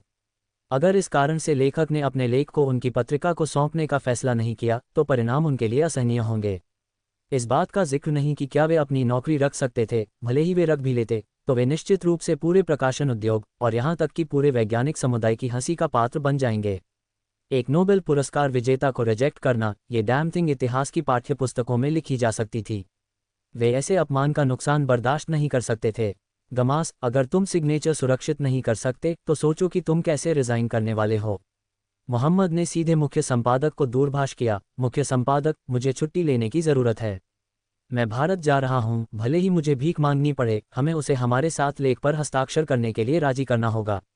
लगभग उसी दिन अन्य पत्रिकाएं जिन्हें अर्जुन चौहान ने जमा किया था, उन्हें भी अपने समीक्षकों से प्रतिक्रिया मिली और उनके निष्कर्ष स्ट्राइकिंगली कंसिस्टेंट थे। क्या 12 विशेषज्ञों ने सभी ने इस लेख को अप्रूव किया? तुमने क्या कहा? परीक्षण पर अधिकांश डेटा रिप्रोड्यूसेबल है। जिन्स ने इस लेख को अप्रूव किया है। ... जाओ भारत के लिए, हम आज रात की उड़ान से निकलते हैं। मुझे परवाह नहीं है कि तुम ये कैसे करते हो, कल दिन की रोशनी तक, भले ही तुम्हें तैरना पड़े, तुम्हें भारत पहुंचना होगा। ओह, नेचर और भौतिकी विवरण से संपादक भी जा रहे हैं। ठीक है, फिर भारत में अंतिम दौर में मिलते हैं। प्राध्यापक दीन, मैंने ये परियोजना आपके समूह को सौंपी है। यदि आपके कोई प्रश्न हो तो मुझसे किसी भी समय पूछने में संकोच न करें। प्राध्यापक लिहियू, ये परियोजना आपके शोध के क्षेत्र में बिल्कुल सही है। मैंने इस फाइल में सभी आवश्यक ज्ञान बिंदुओं को एकत्र किया है। प्रारंभिक समझ मुश्किल हो सकती है, लेकिन चलिए संपर्क में रहते हैं। ... उस दिन विज्ञान और प्रौद्योगिकी के जयंतनगर विश्वविद्यालय के इंजीनियरिंग और विज्ञान के सभी प्राध्यापक स्कूल के अनुसंधान केंद्र में एकत्र हुए।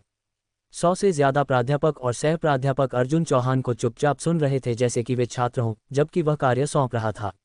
हालांकि विज्ञान और प्रौद्योगिकी के जयंतनगर विश्वविद्यालय में अभी तक आधिकारिक तौर पर एक अकादमिक नहीं था, वहां कई विद्वान थे जिनके पास यांगेजी विद्वान, युवा योजना, 1000 प्रतिभा योजना, 100 प्रतिभा योजना जैसे शीर्षक थे। यदि आपके कोई प्रश्न हो तो मुझसे पूछने में संकोच न करें। यह एक ऐसा वाक्यांश था जो वे आमतौर पर अपने छात्रों से कहते थे, लेकिन ये कब ऐसा हुआ था कि कोई और उन्हें मार्गदर्शन दे रहा हो? हालांकि वे मुर्गियों की तरह आज्ञाकारी रूप से सुन रहे थे। कुछ प्राध्यापकों ने सालों तक संघर्ष किया था बिना कभी एक राष्ट्रीय परियोजना देखे, फिर भी अर्जुन चौहान ने एक साल में 158 परियोजनाओं का प्रबंधन किया। कौन उसकी अवज्ञा करने की हिम्मत करेगा? उस पर पैसा फेंकना, क्या ये कुछ ऐसा था जिसे आप पैसा फेंक कर हल कर सकते थे? राज्य के पास भी फंड्स की कमी नहीं थी, और अगर यह केवल पैसे का मामला होता तो अगले दिन सोशल मीडिया पर धूम मच जाती। शुरुआत में कुछ ने तिरस्कार व्यक्त किया, लेकिन एक बार जब अर्जुन चौहान ने आसानी से एक विषय का विश्लेषण किया जो उनकी समझ से कहीं ज्यादा था, तो सभी चुप हो गए। अज्ञानता कोई पाप नहीं है, लेकिन अहंकार है। इसके अलावा अब सभी का एक सामान्य लक्ष्य था, 1 महीने बाद होने वाले राष्ट्रीय वैज्ञानिक अनुसंधान विश्वविद्यालय मूल्यांकन में एक अंधेरा घोड़ा बनकर उभरना और आश्चर्यजनक रूप से ट्रायम्फेंट होना एक सचमुच हृदयस्पर्शी उपलब्धि है ना? अर्जुन चौहान, मेरा एक सवाल है, एक प्राध्यापक ने परेशान भाव के साथ कहा। कृपया आगे बढ़ें, प्राध्यापक गुप्ता। वर्तमान में इंटरनेट और वैज्ञानिक समुदाय की हमारे स्कूल के बारे में काफ़ी खराब राय है, जो हमें बहुत प्रभावित करती है। क्या हमारे लिए इतनी सारी परियोजनाएं होना वास्तव में उचित है? इसमें कुछ भी अनुचित नहीं है। अर्जुन चौहान हंसा। वे बस जलते हैं। एक बार जब वे सभी सहमत हो जाएंगे तो वे चुप हो जाएंगे। यह उतना आसान नहीं है जितना आप इसे बनाते हैं, प्राध्यापक गुप्ता ने कहा। हालांकि अब हमारे पास उन्नत उपकरण हैं और हम इन विषयों को संभालने में कॉन्फिडेंट हैं। परिणाम प्रोड्यूस करना कुछ ऐसा नहीं है जो रातों रात होता है। हम बूढ़ों की 1 साल तक कठोर आलोचना हो सकती है और हर कोई उसे सह नहीं सकता। चिंता न करें, प्राध्यापक गुप्ता, अर्जुन चौहान ने कहा। यह संदेह ज्यादा देर तक नहीं चलेगा, ज्यादा से ज्यादा 10 दिन से आधा महीना। इतनी जल्दी? मुझे लगता है कि हमें आज कुछ सुराग मिल सकते हैं। सभी प्राध्यापक चकित दिखे। क्या अर्जुन चौहान ने कुछ जनसंपर्क पर पैसा खर्च किया था? नमस्ते, क्या मैं जान सकता हूं कि क्या ये विज्ञान और प्रौद्योगिकी के जयंतनगर विश्वविद्यालय का वैज्ञानिक अनुसंधान केंद्र है? तभी एक बैग के साथ एक विदेशी अंदर आया। आदमी का पश्चिमी रूप था, खासकर हैंडसम नहीं, लेकिन काफी मर्दाना। यह क्या चल रहा है? क्या हमें यहाँ किसी को अंदर आने दिए बिना एक महत्वपूर्ण बैठक नहीं करनी थी? प्राध्यापक खान ने अनुसंधान केंद्र में रसद और भंडारण के लिए जिम्मेदार प्राध्यापक को डांटा। मुझे माफ करना, प्राध्यापक खान, उन्होंने अंदर आने पर जोर दिया और मैं उन्हें रोक नहीं पाई, महिला प्राध्यापक ने कहा, और उनके शरीर में सिग्निफिकेंट डिफरेंस को देखते हुए, अगर विदेशी ने अंदर आने पर जोर दिया होता तो वह सच में उसे रोक नहीं पाती। कोई बात नहीं, आप जा सकती हैं, प्राध्यापक खान ने गुस्से से कहा। क्षमा करें श्रीमान, मैं आपके लिए क्या कर सकता हूँ? ये हमारे स्कूल का एक निजी क्षेत्र है और यदि आप यात्रा करना चाहते हैं तो कृपया कहीं और जाएं, प्राध्यापक हान ने अपने गुस्से को रोकते हुए कहा। मुझे माफ़ करना, लेकिन मैं वास्तव में इस वैज्ञानिक अनुसंधान केंद्र की तलाश में हूँ, विदेशी ने कहा। मुझे अपना परिचय देने दें, मैं मोहत हूँ, नेचर नामक पत्रिका का एक संपादक। मैं श्री अर्जुन चौहान और श्री प्राध्यापक हान से मिलने आया हूँ। क्या ये सज्जन यहाँ हैं? विदेशी ने हेविली एक्सेंटेड भारतीय भाषा में बात की, जिसने भारतीय संस्कृति के लिए कुछ समझ और सिंसियर सम्मान दिखाया। यहाँ तक कि प्राध्यापक हान, जो काफ़ी गुस्से में थे, भी विदेशी की क्लमसी प्रेजेंस पर थोड़ा नर्म पड़ गए। हालांकि नेचर से संपादक का शीर्षक सुनकर प्राध्यापक हान सहित सभी प्राध्यापकों ने एस्टोनिशमेंट के भाव दिखाए। नेचर, साइंस और सेल के साथ ग्लोबली सबसे प्रेस्टिजियस साइंटिफिक जर्नल्स मानी जाती हैं। वहां प्रकाशित होना मानव उन्नति में सिग्निफिकेंट कॉन्ट्रीब्यूशंस का मतलब था और दुनिया भर में हर कोई इन जर्नल्स में एक लेख प्रकाशित करने की इच्छा रखता था।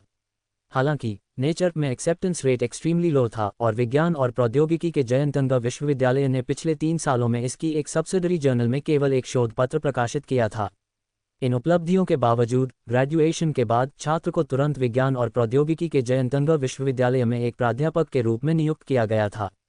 सबसे एस्टोनिशिंग हिस्सा ये था कि यह विश्वविद्यालय भी उसे रिटेन नहीं कर सका, क्योंकि उसे तब एक अन्य प्रेस्टिजियस इंस्टीट्यूशन द्वारा विशेष रूप से एक प्राध्यापक के रूप में नियुक्त किया गया था। विज्ञान और प्रौद्योगिकी के जयंतंगा विश्वविद्यालय के स्टैंडर्ड्स के अनुसार कोई भी जो इस कैलिबर का एक लेख प्रकाशित कर सकता था, उसे केवल विश्वविद्यालय से ही 1.5 मिलियन का नकद इनाम मिलेगा। ये दिखाता है कि यह पत्रिका वास्तव में कितनी प्रेस्टिजियस थी। और आज नेचर से संपादक ने वास्तव में व्यक्तिगत रूप से विजिट किया। इसका क्या मतलब था? क्या वह एक मैन्यूस्क्रिप्ट मांगने आया था? ये निश्चित रूप से संभव नहीं था कि वह यहाँ पर्यटन के लिए था।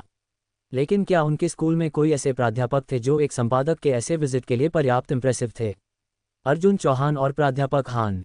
यहाँ तक कि अगर उन्होंने एक लेख जमा किया होता और उसे स्वीकार कर लिया गया होता, तो ज़्यादा से ज़्यादा उन्हें एक ईमेल या एक दूरभाष प्राप्त होता। जब तक ये लेख केवल नेचर द्वारा प्रकाशित करने योग्य नहीं था, इसका और भी ज़्यादा महत्व होना चाहिए था। मैं प्राध्यापक हान हूँ, मैं अर्जुन चौहान हूँ। इस मोहत को देखकर अर्जुन चौहान पहले ही आगंतुक की पृष्ठभूमि को जान चुका था। क्या मैं पूछ सकता हूँ, डार्क मैटर पर शोध पत्र का प्रभारी कौन है? Dark matter? क्या प्राध्यापक हान को पॉलीमर सामग्री पर शोध नहीं करना चाहिए? उन्होंने मौलिक भौतिकी का अध्ययन कब शुरू किया? वे इस पर शोध करने की हिम्मत करते हैं। पूरी दुनिया 100 सालों से इस पर पैसा जला रही है और कुछ भी पता नहीं लगा पाई है, फिर भी उन्होंने एक शोध पत्र प्रकाशित करने में कामयाबी हासिल की। मौजूद प्राध्यापकों ने तुरंत आपस में फुसफुसाना शुरू कर दिया। ... प्राध्यापक हान ने अर्जुन चौहान पर एक नज़र डाली और फिर चतुरता से उसके पीछे चले गए। हालांकि वह गुरु था, परियोजना, इसकी शुरुआत से, परीक्षण से, अंतिम विश्लेषण और शोध पत्र के लेखन तक, सब कुछ अर्जुन चौहान द्वारा प्रबंधित किया गया था। प्राध्यापक हान ने केवल एक सहायक भूमिका निभाई थी और श्रेय लेने की हिम्मत नहीं की और न ही ऐसा करने की इच्छा की। श्रीमान अर्जुन, हम आपको ईमानदारी से इस शोध पत्र को हमारी पत्रिका में प्रकाशित करने के लिए आमंत्रित करते हैं और यदि आपकी कोई मांगें हैं तो आप उन्हें स्वतंत्र रूप से कर सकते हैं। इस कथन ने एक बार फिर सभी को चौंका दिया। नेचर से संपादक व्यक्तिगत रूप से एक शोध पत्र मांगने आया और यहाँ तक कि यह भी घोषित किया कि कोई भी मांग स्वतंत्र रूप से की जा सकती है। उनके शोध पत्र का स्तर क्या था? मैं अपना शोध पत्र आपकी पत्रिका में क्यों प्रकाशित करूं? अर्जुन चौहान ने कोल्डली कहा। क्या आप इतने प्रभावशाली हैं? क्या नेचर बस प्रभावशाली है? सभी प्राध्यापक सच में अर्जुन चौहान को वहीं पर एक थप्पड़ मारना चाहते थे। ये नेचर था। नेचर उनके लेबोरियस रूप से लिखे गए शोध पत्र रिवीजन के मौके के लिए भी योग्य नहीं थे और अर्जुन चौहान ने ये पूछने की हिम्मत की कि क्या वे प्रभावशाली थे। नेचर शोध पत्र के साथ एक रेगुलर प्राध्यापक इस उपलब्धि का उपयोग एक अकादमिक या यहाँ तक कि एक थोड़ा कम शीर्षक के लिए प्रयास करने के लिए कर सकता था। श्रीमान अर्जुन, हमारा नेचर दुनिया में सबसे आधिकारिक विज्ञान पत्रिका है। बस उनमें से एक है ना? अर्जुन चौहान ने टिप्पणी की। साइंस आपसे ज़रूरी नहीं कि खराब हो। श्रीमान अर्जुन, यदि आप हमारे जर्नल में अपना शोध पत्र प्रकाशित करने के लिए तैयार हैं तो हम इस साल के भौतिकी में नोबेल पुरस्कार के लिए आपके आवेदन का समर्थन करने और सभी समीक्षा खर्चों को कवर करने के लिए तैयार हैं। नोबेल पुरस्कार? अगर प्राध्यापक पहले सिर्फ सरप्राइज थे तो अब वे पूरी तरह से डम्फाउंडेड थे। नोबेल पुरस्कार? ऐसा विचार उनके वाइल्ड ड्रीम्स से परे था। ऐसी ड्रीम को कंजूर करने के लिए सोने में क्या पोस्चर होती। फिर भी अर्जुन चौहान ने बस एक डिस्डेनफुल मुस्कान दिखाई। पीश, बस एक नोबेल पुरस्कार? क्या आपको लगता है कि मुझे उसकी परवाह है? ये सिर्फ एक नोबेल पुरस्कार है। क्या ये एक सेन व्यक्ति के शब्द हैं? अगर आपने सिर्फ एक और मूंगफली खा ली होती तो आप ऐसा एक इन्फ्लेटेड स्टेटमेंट नहीं देते। सभी ने अर्जुन चौहान को ऐसे देखा जैसे कि वे एक राक्षस को देख रहे हों। अब तक भारत से कितने लोगों ने नोबेल पुरस्कार जीता था? अगर हम स्ट्रिक्ट इंटरनेशनल क्राइटेरिया को कंसिडर करें तो केवल 2 हुए हैं, एक साहित्य में और एक मेडिसिन में। अगर कोई नोबेल पुरस्कार जीत सकता था तो पूरा देश निश्चित रूप से कम 10 दिन या आधा महीना जश्न मनाएगा। अर्जुन चौहान का शोध पत्र वास्तव में भौतिकी में नोबेल पुरस्कार के लिए प्रतिस्पर्धा करने के स्तर तक पहुंचा। यह उनकी समझ से बहुत परे था, और ऐसे क्रेडेंशियल्स के साथ अर्जुन चौहान ने मना भी कर दिया। क्या उसके दिमाग में कुछ गलत था? यह क्या सम्मान था? उस पर नज़र रखो, मैं अभी एक चाकू लेने जा रहा हूँ। एक प्राध्यापक अचानक खुद को रोक नहीं पाया। मुझे भी शामिल करो, मैं एक फ्लेम थ्रोअर लाऊंगा। मैं सल्फ्यूरिक एसिड की एक बोतल लाऊंगा। मुझे मेरा हाई फ्रीक्वेंसी पार्टिकल कटर दो, मैं आज उसे ज़रूर काट दूंगा। श्रीमान अर्जुन, आपको इस बारे में सोचना होगा। हम भौतिकी में नोबेल पुरस्कार की बात कर रहे हैं, जो अनगिनत वैज्ञानिकों का सपना है, मोहत ने कहा। हमारी पत्रिका के क्रेडेंशियल्स आपको बहुत सारी परेशानियों से बचने में मदद कर सकते हैं। जो आप मुझे ऑफर कर सकते हैं, शायद नेचर भी मुझे ऑफर कर सकती है, अर्जुन चौहान ने कहा। और मैंने आपको मौका दिया, लेकिन आप नहीं चाहते थे। क्या मैंने आपको नहीं बताया था कि मेरा शोध पत्र भौतिकी में नोबेल पुरस्कार जीत सकता है? और फिर भी आपके संपादक ने मुझे कोसा। अब वे सभी समझ गए। ऐसा नहीं था कि अर्जुन चौहान को परवाह नहीं थी, बल्कि वह एक ग्रज होल्ड कर रहा था। एक संपादक ने उसके मैन्यूस्क्रिप्ट को रिजेक्ट कर दिया था और वह शायद रिजेंटफुल था। लेकिन फेयर होने के लिए, भले ही वे संपादक होते, अगर कोई उन्हें ये दावा करते हुए दूरभाष करता कि उनका शोध पत्र भौतिकी में नोबेल पुरस्कार जीतेगा, तो उन्होंने भी वापस कोसा होता, शायद और भी हाशली। क्या ये वह साल है जब कोई कैजुअली एक शोध पत्र लिखकर भविष्य का नोबेल पुरस्कार विजेता होने का दावा कर सकता है? लेकिन ऐसे एक ट्रिवियल मौखिक विवाद पर ग्रज होल्ड करना, क्या आप मूर्ख नहीं बन रहे हैं? अगर वे नोबेल पुरस्कार जीत सकते थे तो सिर्फ वर्बली इंसल्टेड होने का जिक्र नहीं, यहाँ तक कि एक 3 सेटिंग इलेक्ट्रिक फैन के सामने नग्न खड़ा होना भी नोबेल पुरस्कार के लिए एक लाभदायक सौदा होगा। इस उम्र में क्या आप थोड़ा कम चाइल्डिश और थोड़ा ज़्यादा मैच्योर नहीं हो सकते? श्रीमान अर्जुन, ये हमारे संपादक की गलती थी। मैं उनकी ओर से आपसे माफ़ी मांगता हूँ, मोहत ने जल्दी से कहा। उस व्यक्ति के संबंध में हमने पहले ही उचित सज़ा जारी कर दी है और उसे हमारी पत्रिका से निकाल दिया है। मुझे उम्मीद है कि आप उसके व्यक्तिगत कार्यों को हमारी पत्रिका के स्तर तक नहीं बढ़ाएंगे, और मुझे उम्मीद है कि आप इस मूल्यवान अवसर को नहीं छोड़ेंगे। मूल्यवान अवसर? अर्जुन चौहान ने घृणा से हंसा। क्या यह अवसर वास्तव में इतना प्रेशियस है? नोबेल पुरस्कार के लिए चयन हर साल होता है, लेकिन एक खराब मूड मेरे एपेटाइट को दिनों तक प्रभावित कर सकता है। क्या आप भारतीय लोग अपने दिमाग से बाहर हैं? मोहत लगभग गाली दे रहा था। आप ये कहने का क्या मतलब है कि नोबेल पुरस्कार का चयन हर साल होता है? आपको पता होना चाहिए, ये वैज्ञानिक उपलब्धियां बहुत इफेक्टिव होती हैं। कभी कभी आप पहले ही एक परिणाम पर पहुंच चुके होते हैं, लेकिन कोई और आपसे पहले अपना शोध पत्र प्रकाशित कर देता है। अकादमिक दुनिया में ऐसी स्थितियां कॉमन हैं। इस शोध पत्र को पहले ही कई समीक्षकों द्वारा देखा जा चुका है। निश्चित रूप से कई लोग पहले से ही मेथड्स को जानते हैं, लेकिन जब तक शोध पत्र प्रकाशित नहीं होता, उपलब्धि अर्जुन चौहान की नहीं मानी जाती। 1 साल का जिक्र नहीं, यहाँ तक कि कुछ महीने कोई इस मेथड को इम्प्रूव करेगा, और फिर डार्क मैटर के अस्तित्व को साबित करने वाला पहला व्यक्ति अर्जुन चौहान नहीं होगा, और भौतिकी में नोबेल पुरस्कार किसी और का होगा। क्या ऐसा हो सकता है कि वह अगले साल एक और ब्रेक थ्रू कर सके? यह अनलाइकली है ना? क्या मैं पूछ सकता हूं कि आप में से कौन श्रीमान अर्जुन चौहान और श्रीमान प्राध्यापक खान हैं? उसी पल 5 या 6 विदेशी अचानक अंदर घुस आए, एक दूसरे को खींचते और घसीटते हुए, जैसे कि उन्हें डर हो कि वे अर्जुन चौहान से बात करने के लिए बहुत देर हो जाएंगे। मैं साइंस का मुख्य संपादक हूँ। मैं भौतिकी में फ्रंटियर्स का मुख्य संपादक हूँ। आप देखिए, आपने केवल एक संपादक भेजा, जबकि दूसरे अपने मुख्य संपादकों को लाए।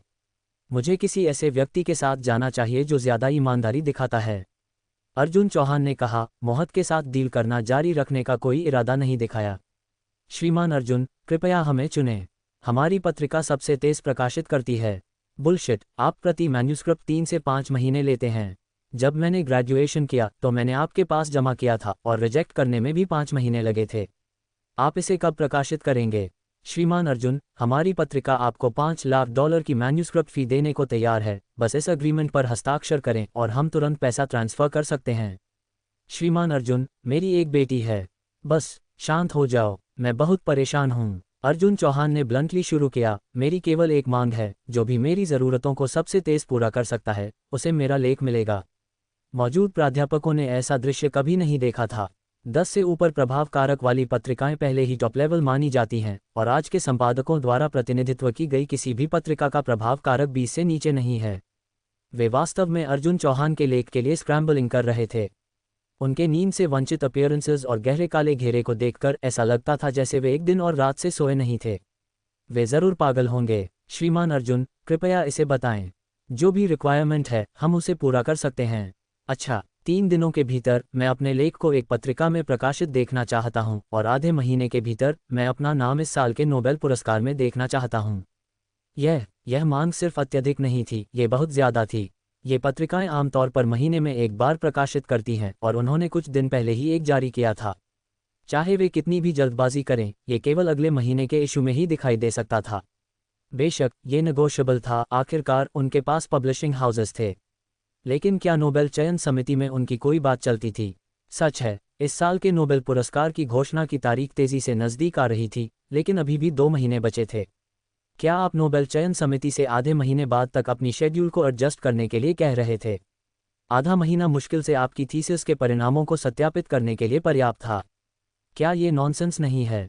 खैर, लगता है मैं आपसे बहुत ज़्यादा मांग रहा हूँ, अर्जुन चौहान ने एक मुस्कान के साथ कहा। मुझे पहले एक दूरभाष करने दो। होंगी, क्या आप जानते हैं कि भौतिकी में नोबेल पुरस्कार का चयन कौन सा संगठन करता है? श्रीमान अर्जुन, ये the royal Swedish academy of sciences है। मुझे एक संपर्क दो, जल्द ही। अर्जुन चौहान को the royal Swedish academy of sciences में एक जिम्मेदार व्यक्ति का एक दूरभाष नंबर मिला। क्या ये प्राध्यापक क्लाउड हैं? हाँ, ये कौन है? खैर, मैं पूछना चाहता था, इस साल के भौतिकी में नोबेल पुरस्कार की घोषणा कब हो रही है? अब से लगभग 54 दिन बाद। क्या हम संभवतः इसे आधे महीने के भीतर एडवांस कर सकते हैं? अर्जुन चौहान ने पूछा। दूरभाष के दूसरी तरफ प्राध्यापक क्लाउड पूरी तरह से चकित थे। आप कौन हैं? क्या आपको लगता है कि आप खुद नोबेल हैं कि बस इसे एडवांस करें कह सकते हैं? प्राध्यापक क्लाउड बस एक मूर्ख को कोसने और दूरभाष को हैंग अप करने ही वाले थे जब अर्जुन चौहान ने जल्दी से कहा, यदि आप सहमत हैं तो मैं तुरंत नोबेल फाउंडेशन को 10 बिलियन अमेरिकी डॉलर दान करूंगा। यदि आप नहीं करते हैं तो मैं पूरे नोबेल फाउंडेशन को खरीद लूंगा। मुझे विश्वास है कि वर्तमान बाजार मूल्य लगभग 49 बिलियन क्रोना है ना? आप कौन हैं? भौतिकी में नोबेल पुरस्कार के लिए एक सेलेक्टर के रूप में कई सालों तक जीने के बाद प्राध्यापक क्लाउड ने कभी ऐसी मांग का सामना नहीं किया था। कोई सीधे सीधे नोबेल फाउंडेशन को खरीदने की धमकी दे रहा था।